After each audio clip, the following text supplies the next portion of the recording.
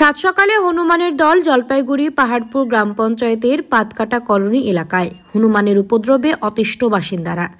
হনুমানের উপদ্রবে পৌষ পার্বণের পিঠে খাওয়া বন্ধ হয়ে গেল। সাত সকালে জলপাইগুড়িতে এমনই ঘটনায় চাঞ্চল্য ছড়ায়। জলপাইগুড়ি শহর সংলগ্ন পাহাড়পুর পাতকাটা কলোনি এলাকায় শতাধিক হনুমান এলাকায় বিভিন্ন বাড়িতে ঘরে ঢুকে পিঠে বানানোর চালের গুঁড়ো সহ বিভিন্ন খাদ্য সামগ্রী নষ্ট করে নিয়ে চলে যাচ্ছে বলে অভিযোগ। আর এতে অতিষ্ঠ এলাকাবাসীরা। জৈনক বাসিন্দা সুব্রত মণ্ডল বলেন, চালের গুঁড়ো এনেছিলাম পিঠে খাবো বলে, কিন্তু ইচ্ছে পূরণ হলো না। তার আগেই হনুমানের দল ঘরে ঢুকে চালের গুঁড়োর প্যাকেট নিয়ে চম্পট দেয় এবং চালের গুঁড়ো সাবার করে।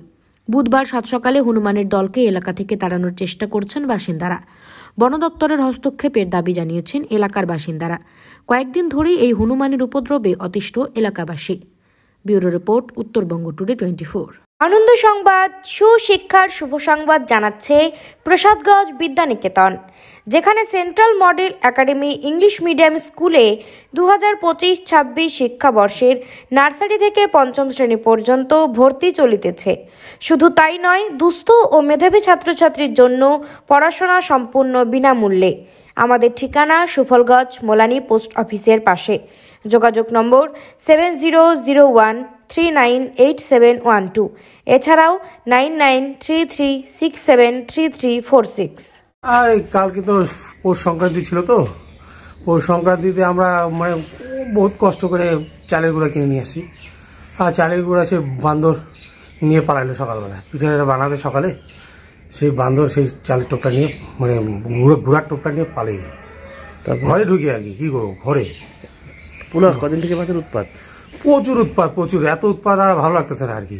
কত বাঁদর? হ্যাঁ, বান্দর প্রায় 1-150 বান্দর। এইদিকে আসছে, ওইদিকে ঘরের দিকে চলে গেছে আমার। এখন কি তাড়াচ্ছেন? এখন কি করবো, বাধ্য হয়ে যাবো পাথর নিচে হাতে মারার জন্য। কেন এগুলো খাওয়া লোভে নাকি? এই আর কি করবো, এখন বনে জঙ্গলে কোনো খাওয়ার নেই। সেই বান্দর এখন সব আমাদের পাড়াতে ঢুকে গেছে, শহরে, পাড়ার শহরে ঢুকে গেছে। এখন ঢুকে যায়, এখন প্রথম লোক খাবার দিছে, কিন্তু এখন আর লোক খাবার দিচ্ছে না। এখন বান্দর কি করছে, খাবার না দেওয়ার জন্য এখন ঘরে ঢুকে যাচ্ছে। ঘরে ঢুকে ওদের ইচ্ছা মতো যা পাচ্ছে হাতের সামনে সেটা নিয়ে পালিয়ে যাচ্ছে। যেমন আজকে আমার কালকে চালের গুঁড়া আমি নিয়ে আসছি, সেই চালের গুঁড়ার টোপলা নিয়ে পালিয়ে। পিঠা খাওয়াবে না? পিঠা খাওয়া কি করে হবে, চালের টোপলা নিয়ে গেল, পিঠা খাওয়া হলো না। আর বাদরের উৎপাতে পিঠা খাওয়া বন্ধ? বাদরের উৎপাতে পিঠা খাওয়া বন্ধ হয়ে গেল। সব তো গুঁড়ো নিয়ে, হ্যাঁ, গুঁড়ো নিয়ে খাচ্ছে সব বান্দর একসাথে। চারিদিকে তো বাদরের উৎপাত, চারিদিকে একদম কি বলবো, আমাদের পাড়াটা সম্পূর্ণ পাড়া জুড়ে একদম বান্দরের অত্যাচার। কোথেকে আসে এগুলো? সামনে বোদাগঞ্জ ফরেস্ট, এই সামনে বোদাগঞ্জ ফরেস্ট আছে, ওই ফরেস্ট চা বাগান আছে, ওদিকে কোনো খাবার নেই। সব বান্দর এখন আমাদের পাড়াতে ঢুকে গেছে। বন দপ্তরে জানাবেন? বন দপ্তরে জানানোর ইচ্ছা আছে আর কি। এখন যোগাযোগের ব্যবস্থা যদি আপনাদের সংবাদ মাধ্যম দিয়ে যদি একটু জানানো যায়, তাহলে আমাদের খুব ভালো হয়, উপকৃত হয় আর কি। খাবার দাবার তো নষ্ট, খাবার দাবার তো সব নষ্ট, রান্না বান্না সব নষ্ট।